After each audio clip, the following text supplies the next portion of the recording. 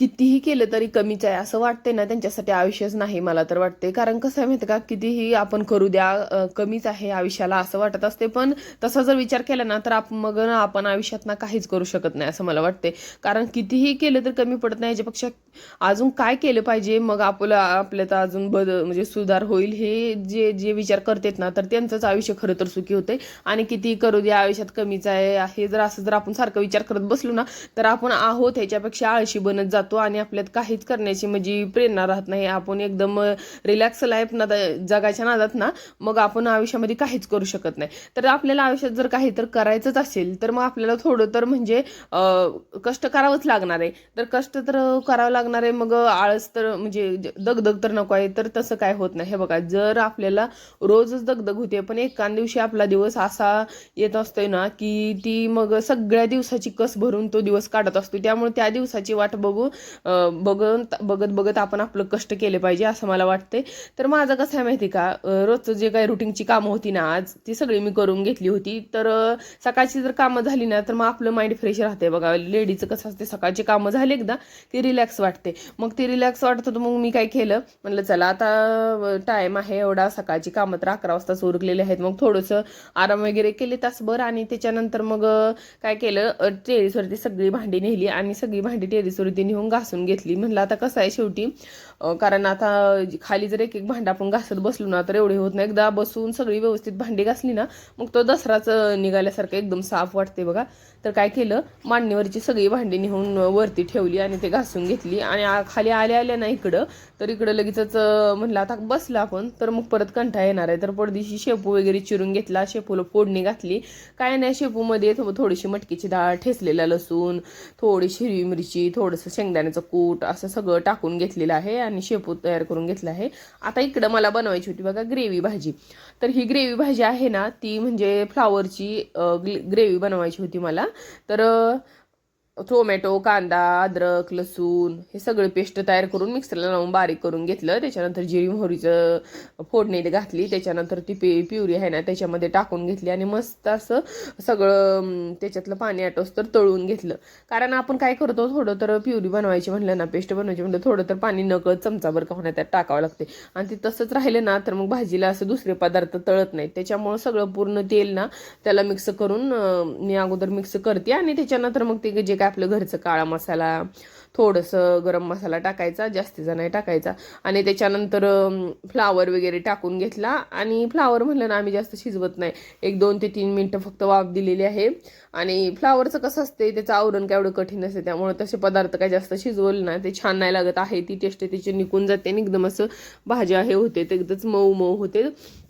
तर त्याच्यानंतर सगळं इथं आवरून घेतलेलं होतं आणि ते स्वयंपाकाचं म्हणजे 2 भाज्या आणि चपाती वगैरे बनवून घेतली होती. आता ही भाजी मला थोडासा टिफिन द्यायचा होता, त्यासाठी मी थोडीशी बनवणार होते.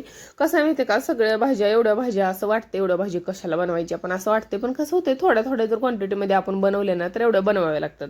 कसं आहे, प्रत्येकाची आवड ही सारखी नसते म्हणतात ना, ती खरं आहे. मग आपण कशाला कोणाचं मन मोडायचं, थोडं थोडं करायचं. आता कोणती तर गोष्ट आपल्याला करायचीच आहे तर मग ही करून थोडं थोडं असं करत राहायचं. मग आता हा जे आहे ना तो भोपळा आहे, तर भोपळ्याची भाजीमध्ये काय नाही, थोडंसं हळद मीठ टाकून घेतलेलं आहे, आपली सिंपल अशी भाजी तयार करून घेतलेली आहे. तर कसं आहे माहिती आहे का, जर 1 महिना किंवा 15 दिवसातनं तर ही सगळी कामं केली ना तर मग घरात ना 1 महिनाभर फ्रेश वाटते बघा. घरातली सगळी भांडी घासून घेणं, त्याच्यानंतर मांडण्या वगैरे स्वच्छ विम जेल किंवा काही कोणतं लिक्विड असेल त्यानं मी पुसून घेत असते. काय होतं, ही जी महिनाभर जी 1 दिवसाची दगदग आहे ना ती महिनाभर आपल्याला सुख देते. मग 1 दिवस दगदग करायला काय हरकत आहे. काय माहिती का, महिनाभर निवांत राहायचं आणि 1 दिवसच फक्त थोडाशी दगदग, ती बी 1-2-3 तासासाठी.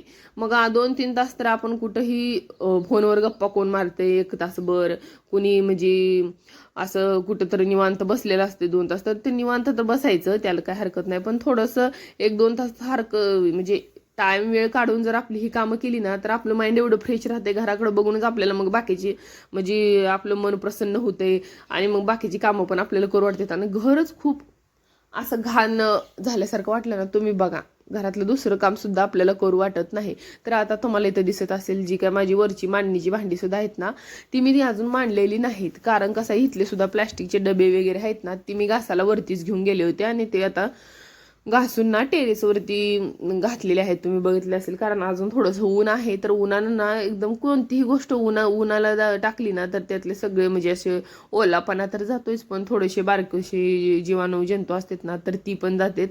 तर मग ते सगळं तिथं वरतीच हे करून घेतलेलं आहे. आणि आता तुम्ही म्हणजाल हे 4-4 भाज्या काय आहे, तर हे कसं आहे माहिती आहे का, तुमच्यासोबत मी सकाळपासूनचं ते पूर्ण दिवसभराचं रुटीन आज शेअर केलेलं आहे, म्हणून एवढा व्हिडिओ मोठा झालेला आहे. रोज मी काय करते, एक टायमिंगचं कुठलं तर रुटीन असते, म्हणजे सकाळचं किंवा 4 वाजल्याच्या नंतरचं. तर आज इथं तसं नाही. आज मी सकाळचं पण रुटीन तुमच्यासोबत शेअर केले, आणि त्याच्यानंतर मग म्हणजे दुपारचं, परत त्याच्यानंतर दिवसभर मी जे काय काय केलेलं आहे ना आज, ते सगळं तुमच्यासोबत मी शेअर केलेलं आहे. त्याच्यानंतर मी जी वरून आले ना भांडे वगैरे घासून, त्याच्यानंतर ही संध्याकाळची भाजी वगैरे बनवून घेतलेली आहे. आणि इकडे बघा, आता ही त्याचं सकाळचं रुटीन आहे, म्हणजे दुसऱ्या दिवशीचं सकाळचं. तर हे असं झालेलं आहे. आणि आता ही पोरं चाललेली आहे शाळेला. कारण कसं होतंय की एखाद्या दिवशी ना आपण मी शॉर्ट व्हिडिओ टाकत असते, तर मध्ये ना 2-3 व्हिडिओ एकदम छोटे छोटे गेलेले आहेत, कुठे 4-6 मिनिटाचे, कुठे 5 मिनिटाचे. त्यामुळे म्हणलं आज व्हिडिओ थोडासा आहे तर मग टाकलेला आहे. तर इकडं पोरांच्या शाळेला गडबड झालेली आहे, तर ह्यांचं निघालेले शाळेला, कारण ह्यांचे टिफिन वगैरे आता झालेलं आहे.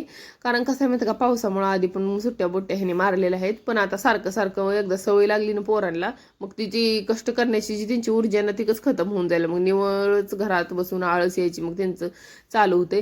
तर आता हे सगळं जिकडे तिकडे गेलेले आहेत. तर आता माझं चाललेलं आहे बघा, ही जी काय आपण केलेलं उठा ठेवा आहे तो आता व्यवस्थित लावून घ्यायचा. कारण बघा भांडे वगैरे घासले ना तर किती फ्रेश वाटते. आता महिनाभर या गोष्टीकडे बघायची सुद्धा गरज नाही, कारण महिना किंवा 2 महिने सुद्धा. कारण ही इकडं काय, इकडची खिडकी काय मी खोलत नाही, फक्त किचनच्या साईडची खिडकी ओपन असते. आणि ही जी आहे ना इकडचा भाग तसाच असतो, त्यामुळे इथं ना जास्त धूळ येत नाही. आता ही महिनाभर असंच राहते. आणि जास्त असे चिकट माकट भांडी असली ना आपल्याला पण काम करू वाटत नाही. आणि अचानक कुणी आलं तर मग खूपच म्हणजे विचित्र वाटते ते, घरात सगळं घाण घाण. तर त्यामुळं ना सगळं ही महिन्यात एकदा असा हात मारला ना तर आपल्याला महिनाभर टेन्शन राहत नाही. मग सगळी कामं वगैरे करून घेतली. आणि जो काही डाळी वगैरे भरून ठेवायची त्यात ते पण वरच्या साईडला जे डबे आहेत ना त्याच्यामध्ये भरून ठेवलेलं आहे. आता पूर्ण काय व्हिडिओमध्ये दिसणार नाही, कारण वरची साईड आहे तिथं 1-2 मांडणे आहेत, तिथे सगळे बारीक डबे आहेत. आणि तिथं सगळे मी रोजची जी काय रेग्युलर लागतात ना आपल्याला डाळी, ही ते सगळं भरलेलं आहे. आणि हे सगळं झालं ना की आता मग थोडंसं मला फरशी वगैरे पण धुवून घ्यायची होती, ती म्हणजे लिक्विड टाकून जरा घासूनच घेणार आहे आज, ती पण होऊन जाईल आज.